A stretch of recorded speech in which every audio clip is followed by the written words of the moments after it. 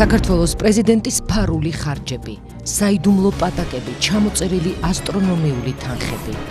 კანონი ესეთ ტერმინს ფარულ ხარჯებს და საერთოდ რაღაც სიტყვა ფარულს არის ცნობს. სოფლიოს რომელ კლინიკებში ისწორებს მიხეილ სააკაშვილი ნაოჭებს? რა დაუჯდა საქართველოს ბიუჯეტს პრეზიდენტისთვის ბოტოქსის ინექცია ნიუ-იორკში, დერმატოლოგიური მომსახურება მილანში და წონის კორექცია თურქეთში. საზღვარგარეთ გაცილებით ძვირი ღირს ეს პროცედურები არა იმიტომ რომ იკაკეთებენ სხვა რამეს.